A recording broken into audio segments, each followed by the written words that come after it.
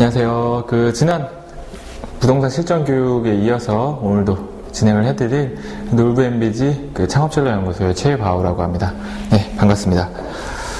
오늘은 이제 점포를 계약을 하시면서 각종 좀 체크를 하셔야 되는 어떤 대장들, 이런 거에 대해서 이제 설명을 해드릴 텐데, 이제 부동산 계약을 하시면, 실제로 어떤 부동산을 계약을 하시는 그 부동산 중개인들이 어떤 이런 부분들, 저희가 필요한 음식점에 필요한 사항들에 대해서 좀 자세하게 어떤 그런 부분들을 놓칠 수가 있어요. 그러시게 되면 본의 아닌 식의 사장님들이 피해를 입으실 수 있기 때문에 이런 것도 사장님들이 직접 한번 먼저 좀 체크를 해보셔야 되는 그런 중요한 것들만 제가 오늘 좀 나열을 해놓겠습니다. 상가 계약을 하실 때 크게 이제 두 가지를 보실 거예요. 등기부 등본이랑 건축물 대장 두 가지를 보실 텐데, 먼저 이제 등기부 등본을 제가 좀 설명을 드리겠습니다. 등기부 등본은 이제 출력을 해서 보시면 크게 이제 갑구, 을구 이제 두 가지로 좀 나눠져 있습니다. 갑구 같은 경우에는 소유권과 관련된 사항들, 그러니까 소유주, 건물주가 되겠죠. 그런 직접적인 관련된 사항들이 어떤 가등기라든가 가압류, 매매 예약, 이런 것들이 좀 들어와 있을 수가 있어요. 그러면 갑자기 건물이 좀 매매가 된다거나 경매가 넘어갈 수 있는 상황이 있으니까 이런 부분들이 들어와 있는지 한번 잘 체크를 해보시고요. 그다음에 건축물 대장상에 나와 있는 소유주랑 토지, 그러니까 등기부 등본에 나와 있는 소유주가 동일한지, 왜냐면 예를 들어서 이제 토지가 있는데 그 위에 이제 임대를 얻어가지고 건물을 올리는 그런 경우들이 간혹가다 있어요. 지상권이 설정이 되어 있다거나 그런 부분들이라면 예를 들어서 경매가 되면 그 안에 있던 임차인들은 보호를 못 받으실 수 있기 때문에 이런 부분들도 한번 같이 좀 체크를 해보시고요. 그리고 저희가 중요하게 봐야 되는 을구, 여기는 이제 소유권 이해 사항들인데, 집을 얻으실 때도 마찬가지시겠지만 어떤 근저당권이라든가 전세권이 좀 들어가 있을 수가 있습니다. 그러면 나중에 이게 잘못돼서 이제 경매가 된다고 해도 내가 보장을 받을 수 있는 금액 정도까지 이게 있는지 없는지 이 부분을 한번 필히 체크를 해보시고요. 통상적으로 근저당권 같은 경우에는 그 원액보다 한 130% 정도 좀 잡혀있기 때문에 그게 이제 원액이 어느 정도 되는지를 한번 보시고, 이거를 좀 채무를 변제를 했다고 해도 그냥 채권 최고액은 금액은 그대로 나와 있어요. 그러니까 얼마 정도 갚았는지 그 부분 때문에 문제가 된다고 그러면 건물주한테 직접적으로 한번 그거를 확인을 받아보시고요. 이 두 가지 사항 정도만 등기부 등본을 한번 미리 체크를 해보시는 게 좋고요.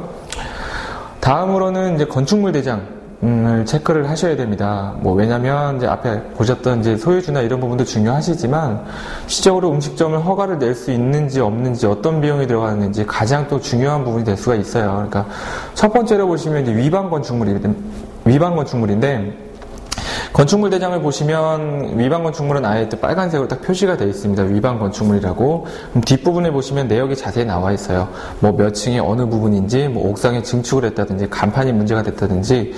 그러니까 그런 부분을 보실 때 내가 임대를 얻으려고 하는 부분에 문제가 있는지 없는지 그 부분을 한번 필히 체크를 해보셔야 되는데, 예를 들어서 40평짜리 상가를 하나 얻으셨다고 보자고요. 그러면 거기에 있던 시설물을 다 헐고 새로 인테리어를 싹 하셨어요. 많은 비용을 들이셔가지고. 그래서 이걸 영업허가를 내려고 구청에 가보셨더니 적법하게 허가가 된 면적은 20평밖에 없고 나머지 20평은 이제 불법이라서 영업허가가 안 난다고 그래요.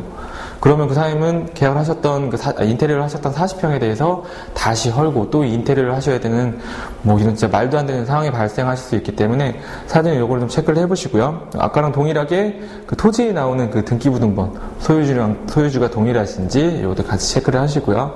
소재지 이제 주소 같은 경우에는 예를 들어서 서울의 중구라든가 종로라든가 이런 데 굉장히 좀 오래된 지역들을 보시면 이 집원더를 보셔도 굉장히 육안으로는 확인이 안 될 정도로 좀 복잡하게 되어 있고 확인이 안 돼, 이게 1번지인지 잘 안 보이는 그런 경우가 있어요. 그래서 엄한데 건축물 대장이랑 등기부 등본을 보고 이거를 확인하시고 계약을 하시는 경우들도 있기 때문에 그런 구도심에 있는 지역들은 소재지를 필히 한번 확인을 하시고, 특히 이제 집합 건물 같은 거 있잖아요. 그러니까 대형 건물에 호스가 10평씩 쪼개져 있는 그런 것들은 내가 전체 건물을 보고 들어갈 게 아니라 이 호스에 내가 들어가는 그 조그만 면적이 어떤 소유주가 가지고 있는지 동 호스까지 한번 정확하게 체크를 하셔야 됩니다. 많게는 정말 몇백 개 정도부터 몇 천 개까지 이게 나눠져 있는 그런 경우들도 있기 때문에 특히 이런 집합 건물은 해당 동 호스까지 정확하게 한번 파악을 해보시고요. 그리고 저희가 들어가는 게 이제 층이 1층이 되실 수도 2층이 되실 수도 있겠지만 간혹가다 이제 대장상이랑 실제 층이랑 좀 틀린 경우들도 있어요. 그런 부분들 보시고 아까 말씀드렸던 면적, 이 부분도 가장 중요한 부분이기 때문에 계약을 했을 때 40평이라고 하는데 대장을 한번 보시고요. 40평이 맞으면 실제 매장이 한 40평 정도 맞는지 한번 꼭 한번 확인을 해보시고요. 요거는 이제 음식점 허가 낼 때 가장 중요하신 부분인데, 여러 가지 용도 중에서 근린생활시설, 그 내에서도 이제 2종으로만 들어가셨을 경우에 일반 음식점에 허가가 내니까 제가 다음 페이지에 자세히 설명을 드리겠지만 용도가 뭐 틀리다고 해서 허가가 안 나는 건 아닌데 어떤 비용이 발생되실 수가 있고 번거로우실 수가 있기 때문에 이 용도는 한번 필히 한번 체크를 해보시고요.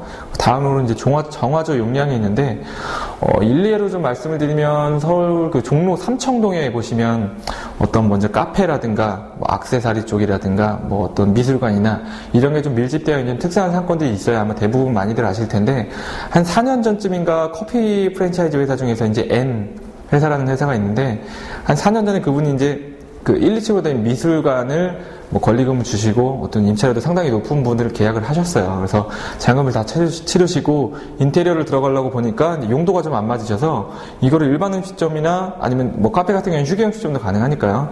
이거를 맡으려고 보니까 건물에 정화조가 없는 거예요. 뭐 권리금이나 뭐 잔금까지 다 치르셨는데 정화조가 없으니까 용도 변경이 안 나오시니까 그분은 어쩔 수 없이 좀 울먹여자식으로 몇천만 원의 비용을 들이셔가지고 건물에 정화조를 직접 파셨어요. 그런 것처럼 뭐 서울의 인사동이라든가 종로 쪽이라든가 옛날 건물들은 어떤 정화조나 건물의 좀 노후화된 문제로 인해서 본의 아니게 계약하시고 이걸 문제가 발생이 되실 수 있기 때문에 이런 부분들을 아마 필히 좀 체크를 해주시고 정화조나 이런 부분들 솔직히 뭐 계약하시는 분들한테는 중요하지만 부동산들은 이거 중개를 하면서 놓칠 수 있는 부분들이세요. 그러니까 오히려 사람들이 이런 부분들 잘 체크를 해주셔야 되고요. 아까 말씀드렸던 이제 건물의 용도를 보시면 뭐 일본에 이제 뭐 자동차 시설군부터 해서 산업시설 등 한 9가지 정도의 시설군이 나눠져 있는데 저희는 7번에 이제 근린생활시설군으로 들어가야 됩니다. 이제 2종의 근린생활시설을 하셔야 되는데 뭐 예를 들어서 이제 판매 시설이나 이런 부분에서 아래로 내려오시는 거는 어떤 허가사항은 아니시고 이제 신고만 해주시면 되는데 그래도 약간 좀 절차는 복잡하세요. 근데 이제 반대로 뭐 단독주택이거나 업무시설을 위로 올리셔가지고 이걸 허가를 받으시게 될 경우에는 뭐 어떤 교통유발부담금이라든가 아니면 뭐 환경개선부담금이라든가 이런 비용들이 좀 막대하게도 발생을 하실 수 있기 때문에 사전에 내가 이걸 계약할 때 일반 음식점에 허가가 나는지 안 나는지 한번 체크를 해보시는 게 좋고 뭐 어쩔 수 없이 이걸 계약을 하신다 하시더라도 가능하면 뭐 원칙은 없지만 통상적으로 좀 건물주분이 요거를 좀 해주실 수 있게 아니면 비용 관련돼서 좀 서로 좀 나눌 수 있는 부분들이 있는지 계약하시기 전에 미리 좀 체크를 해보시는 게 좋고요. 정화조 용량 같은 경우에는 2013년 들어서 약간 좀 음식점들이 완화가 됐습니다. 예전 같은 경우에는 이게 한 40% 정도였는데 17% 정도 좀 완화가 됐고요. 들어가시는 평에 요거를 대입을 하셔가지고 저희가 들어간 해당 층 말고 나머지 업종들에 대한 정화조랑 같이 요거를 계산을 하셔가지고 건물 전체의 정화조가 용량에 맞게 들어와 있는지 내가 들어갈 수가 있는지 체크를 하셔야 되는데 정화조 같은 경우에는 뭐 예를 들어서 하수 처리가 되어 있는 택지개발지구라든가 이런 데는 뭐 크게 문제는 안 되시는데 구도심은 정 안 되실 경우에는 뭐 1년에 6개월에 한 번씩 이 정화조를 처리를 하겠다는 어떤 확약서가 들어가신다고 그러면 또 넘어가실 수 있는 방법들은 있으니까 뭐 괜히 정화조 때문에 겁먹지 마시고 자세히 한번 알아보시면 좋으실 것 같습니다. 이상으로 오늘 제가 교육에 대해서는 이제 마치도록 하고요.